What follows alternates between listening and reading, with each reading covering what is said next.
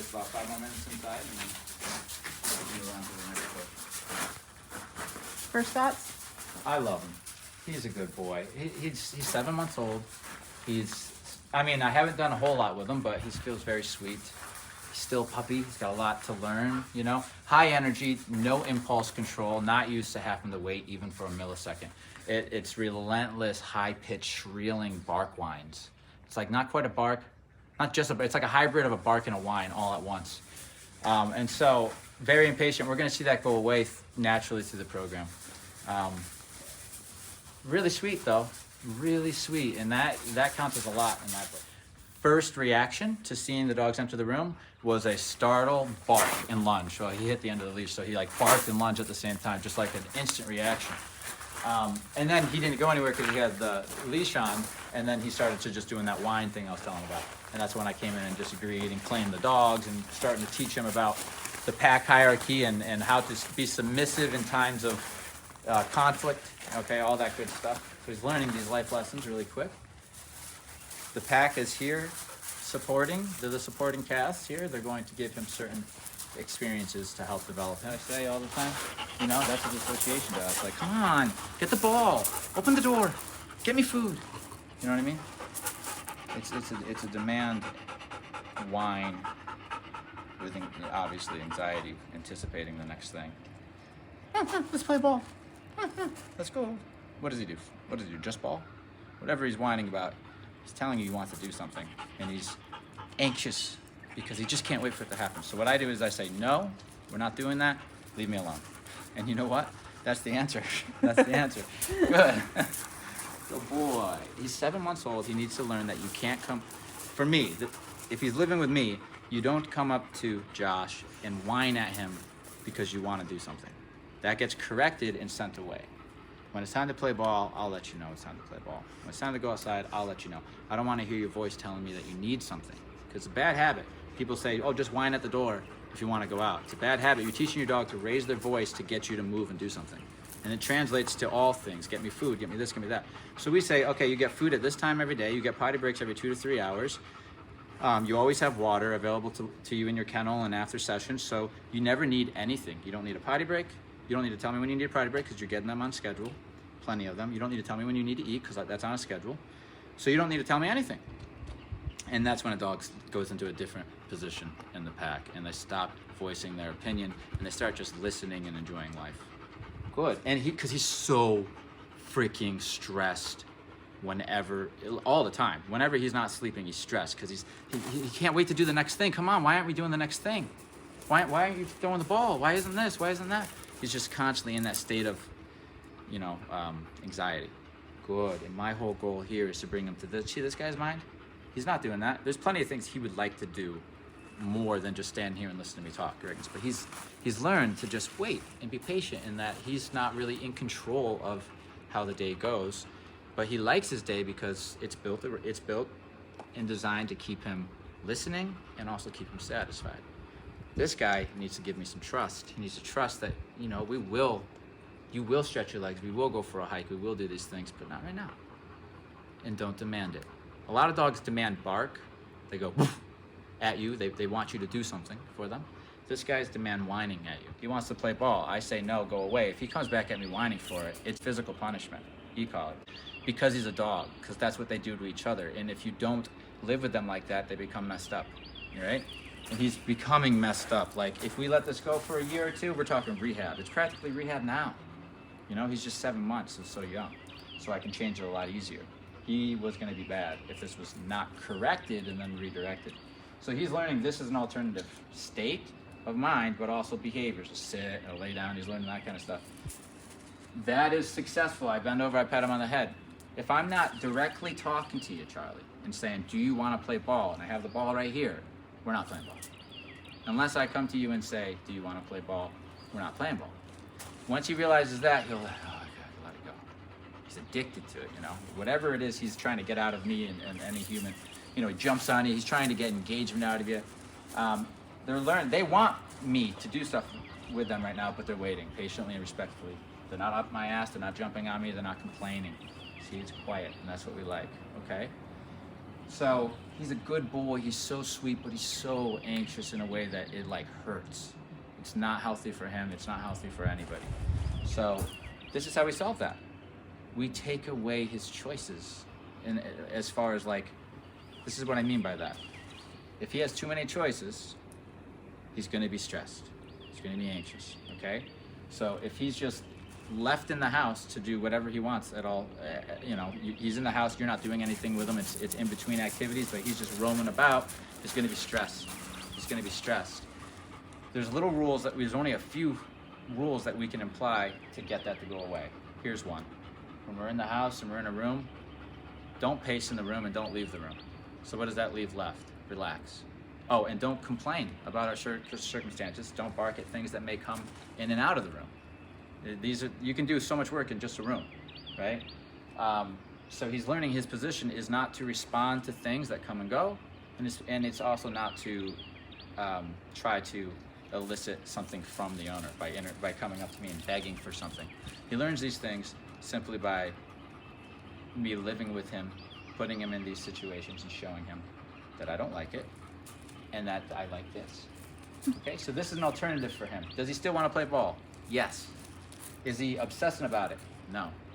Because when he starts to get obsessed, I correct and I send him away. Well, that's not what you're going to be doing when you get home necessarily. We'll give you training when we're done, but this is where we're at right now. So it teaches him to disengage. Soon I'll be able to say no to him right here, and it'll be effective because he'll disengage with whatever it is in the environment that he wants to engage with, or whatever thought he has about what he wants to do next. Right? Oh, we're outside. This must mean we can either play ball or go for a walk or go for a hike. And it's like, so he gets really excited, gets trapped there, high elevation in his mind, and then you see jumping, you see whining, you see stress, you see a mess. Our rule of thumb here is, in the state of mind training, we want the default state of mind to be calm and passive. So this is what they're doing. He's doing it right now. That's a state of mind that we expect him to be in, unless offered otherwise, right? Unless I say, all right, dude, break, let's go play, then he can lift his energy up. He can be in a higher elevation. But we're also going to cap it, though, at how high he can go. And we're also going to tell him what behaviors we don't like. Like, we don't like jumping when you're excited. We don't like whining and barking when you're excited either. He'll learn that. But he'll also learn that this is the state of mind that we want. So if he makes the mistake and goes into crazy town, we can say no, correct, and we get a dog who's calm now, who's with us in reality, who can actually hear us talk to him, and then we can direct him. So if the energy shifts and the dog gets excited, that's the first rule he's breaking. He's lifting his energy before he's given permission. You don't need to wait for him to jump. It's going to lead to jumping. You don't need to wait for him to whine. It's going to lead to whining.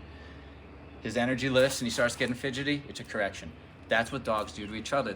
And humans don't understand that. That's why they think the dog corrected him for no reason. Well, no, you got in his space with high energy. That gets corrected by a dog who maybe is a little bit older and isn't into play, right? And it's like, well, I don't know why he's biting him, you know? And then next minute, you know, they're getting along. It's like, you know, he's setting a boundary. Don't come up to me hot and heavy. And so they do it to each other. So it's no wonder that it works so well. So we see him raise his energy. It's not appropriate because we're not playing a game. I don't want you to lift your energy. Correct for that.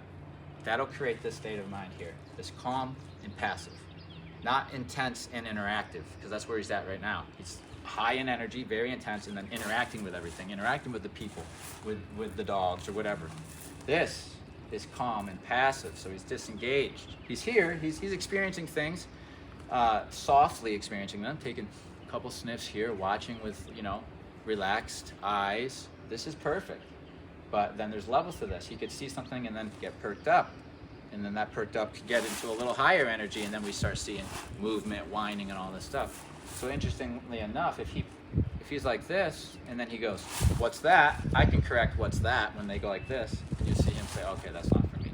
And then you don't see any of the other symptoms, the charging, the jumping, and all that, scratching people, because you stop it right as the energy starts to shift. As soon as the thought starts to occur, nope, don't go there. That's what we're training. That's what we're teaching him, okay? Good boy. This is the best he's been. This is amazing because we're outside and he's just waiting. We're not doing anything. This is amazing to see from any puppy, let alone this guy. He's very bad. One of the worst whining puppies I've ever seen. I mean, it's just stress, especially in transition from one activity to another, stress, you know.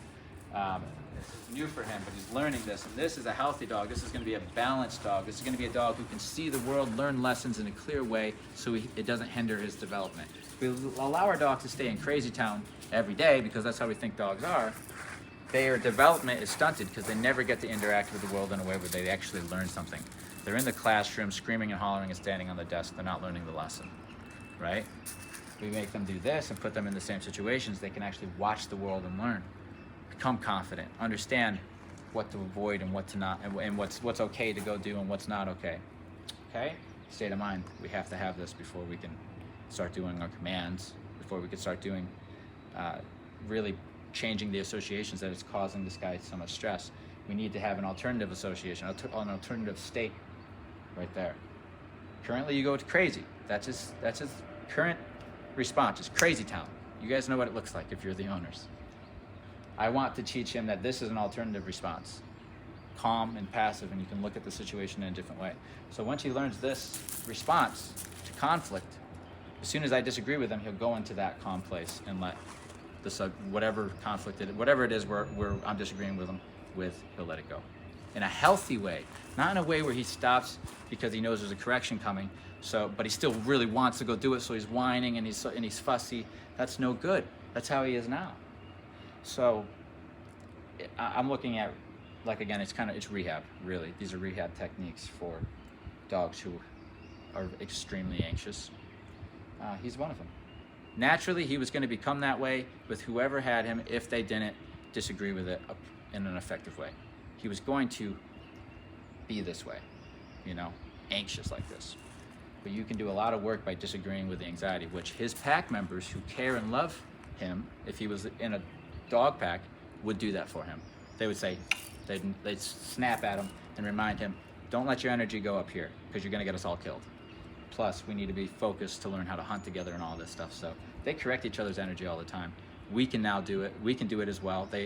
Dogs accept us as pack members. They understand our way of correcting. So we're able to hold them accountable. Now we just need to know what's rude behavior and what's not. And I'm making it easy for you. That is good. Energy up from there is no good, okay? In a situation where we don't want him being interactive with the environment, it's not good to let the energy go up any more than that. That's it right there. He can go less than that. He can put his head down. He can take a nap, but he can't go higher than where he's at right now, right? If the ears start to perk and he starts to really get engaged with something with his eyes, that's the first level. You correct that, and it doesn't get to the actions. It doesn't get to the level where he's in crazy town. Okay.